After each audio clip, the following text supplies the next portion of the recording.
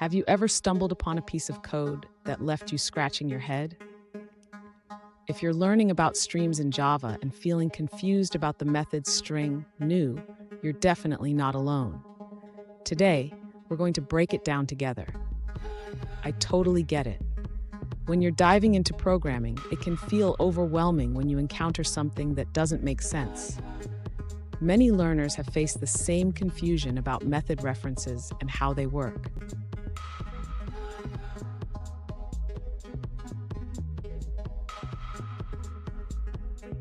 Let's take a closer look at the specific question at hand.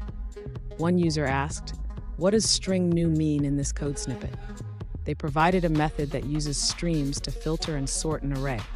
Sound familiar? Let's explore this together. So what does string new actually mean? In Java, this is a method reference that creates a new array of strings. It's a shorthand way of saying, I want to create a new array of this type. Understanding this can really help clarify how streams work. And stick around. At the end of this video, I'll share a quick tip on how to effectively use method references in your own code. To understand what string array : new means, let's break it down. This syntax is a method reference in Java, specifically used to create a new array of a specified type. In this case, string array : new is used to indicate that we want to create a new array of strings. This is particularly useful when converting a stream to an array. When the user calls to array with string array : new, it tells the Java runtime to allocate memory for a new array of strings and return it. This method reference simplifies the code, making it cleaner and more readable. Instead of creating an array manually, the user can rely on this shorthand. In summary, string array : new is a concise way to create a new array of strings when working with streams in Java. It enhances code clarity and efficiency. Fun fact, did you know that method references were introduced in Java 8? They make your code cleaner and more readable, just like a well-organized closet.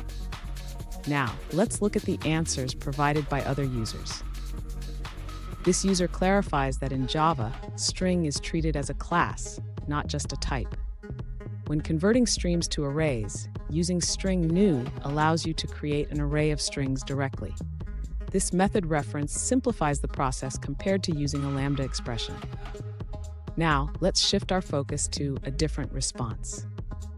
This user explains that string new is a method reference expression in Java. Specifically, it refers to creating a new array of type string. They clarify that string is not a class name, but a type specification, similar to how you would use string class in your code. They also mention that while this syntax may seem unexpected, especially for those familiar with earlier versions of Java, it is designed to maintain backward compatibility. The user finds the meaning of this construct quite intuitive. Let's take a moment to review another user's answer. This user explains that string new is a method reference expression used to create a new array of strings. It acts as a generator function that takes an integer size and produces an array of that size. This is particularly useful when converting a stream to an array. Additionally, the user highlights that this method reference must be assigned to a functional interface type at compile time, allowing it to be used seamlessly in stream operations. That's it for that response. Let's explore another one.